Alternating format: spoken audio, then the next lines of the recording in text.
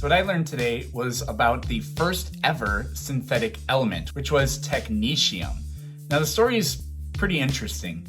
It was first created in 1937 in a laboratory.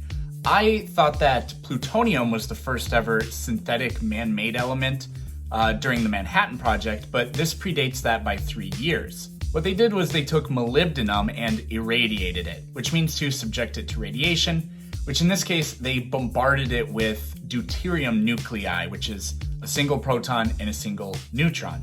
And what the molybdenum atoms did, some of them, was they absorbed at least one of those protons, and when you change the proton number of a nucleus, it turns into a new element. And technetium, or technetium, I don't know which it is actually, is one spot ahead of molybdenum on the periodic table. So if you are the discoverer of an element, you get to name it, and the two scientists that did this for the first time in the lab decided to name it technetium, which comes from the Greek word for man-made, which is, where we get technology from as well. But then, awkwardly, it was discovered later, I think in the 60s, that technetium, again, I don't know, does occur in nature. It's just extraordinarily rare.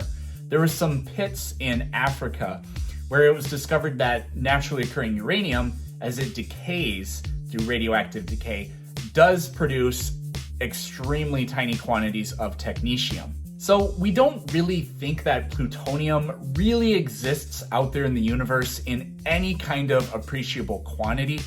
Perhaps it does exist after supernova events or merging neutron stars for a few billionths of a second, maybe, but really out there in the universe probably doesn't exist in any appreciable quantity.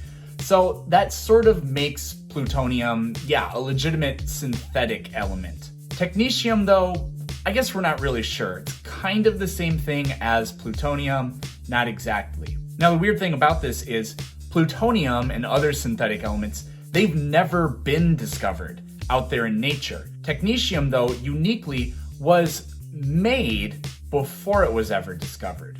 So there you go. That's what I learned today. Come back later to see what else I've learned, and thank you for watching.